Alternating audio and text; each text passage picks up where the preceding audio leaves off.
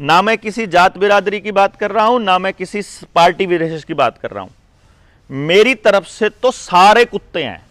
मैंने जिसको वोट दे रखा है वो भी, मतलब मेरे पिताजी ने जिससे दिया वो भी, क्योंकि वो आदमी नहीं बोला मेरे लिए, मेरा एमएलए नहीं बोला, मेरा जिला पार्षद नहीं बोला, मेरी जात का प्रधान नहीं बोला मेरे लिए, भाई मेरा किसान का प्रधान नहीं बोला मेरे लिए। मैं क्या करूं? मैंने उसको चौधरी बनाया था, मेरी खाप के प्रधान को मैंने चौधरी बनाया था।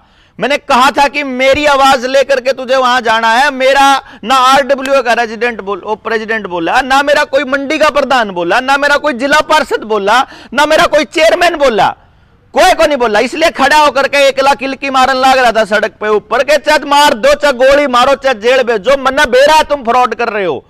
जुगर भाई कह रहा था कि तू बड़ा साइंटिस्ट है के। भाई साहब जिस टाइम पे साइंटिस्ट नहीं होया करते उस टाइम पे आपा गणे ठीक थे रहे। मतलब जो मैंने बात बताई है 1860 के अंदर, आप, मैं नहीं कह रहा हूं, वर्ल्ड की एक वेबसाइट है, यूनाइटेड नेशंस एक ऑर्गेनाइजेशन है, उसी की शाखा है आईएमएफ। आईएमएफ की वेबसाइट पर जाकर देखो, भारत के बारे में आंकड़े पता करो। भारत के बारे में आपको आंकड़े पता चलते हैं कि 1860 में जिस टाइम पे यह कहा जाता है कि मुगलों ने पूरा देश लूटा, यह कहा जाता है कि अंग्रेजों ने पूरा देश लूटा। 1600 ईस्वी में अगर ईस्ट इंडिया कंपनी भारत में आई थी, उसके आने के 200 साल बाद भी 1860 में भारत का जो एक्सपोर्ट है पूरी दुनिया का 48% है। यानी पूरी दुनिया में जितना एक्सपोर्ट हो रहा है उसका 48% कल्ला भारत करा करदा। आज के टाइम पे जो एक्सपोर्ट है 1% भी नहीं है।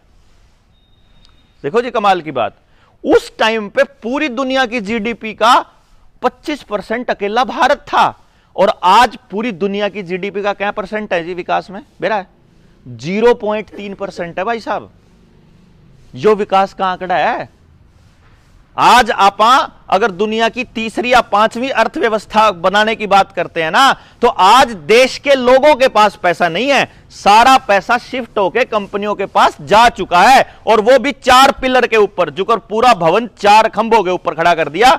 एक टाटा, एक अडानी, एक अंबानी, और एक आधार कार्ड का मालिक वो नंदन नीलकेणी, और विप्रो और प्लस वो टोटल मिला करके।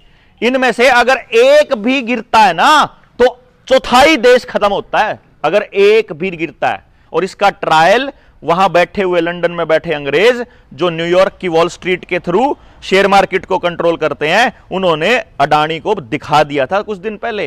कई लाख करोड़ रुपए का नुकसान कट के टक देसी, अगर बेटा तेरे को चढ़ा सकते हैं तो तेरे को गिरा भी सकते हैं। इसलिए अर्थव्यवस्था कुछ को नहीं रह रही है, ना अनाज रह रहा, ना बीज रह रहा, ना खेत का, ना डांगरा का, ना मानसा का, और ना पानी रह रहा। अगर 10 दिन तक आपके गांव में लाइट ना आए, भाई साहब 10 दिन अगर लाइट ना आए, तो आपके गांव में कुआ, जोड़ या कोई ऐसी जगह है जड़ा पीने का पानी हो गांव में तो रहा?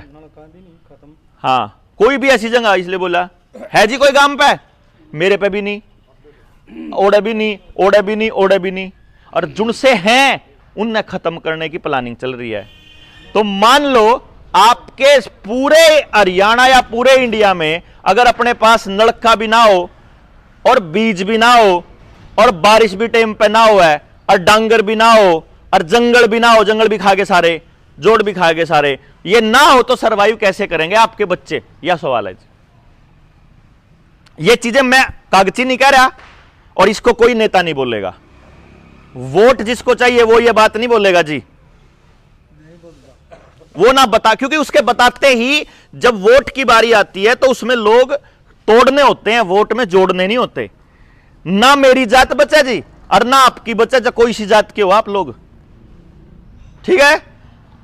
और मैंने खतरा कब लगा? मैं सरकारी मास्टर था जी, 2012 में मैं नौकरी छोड़ गया।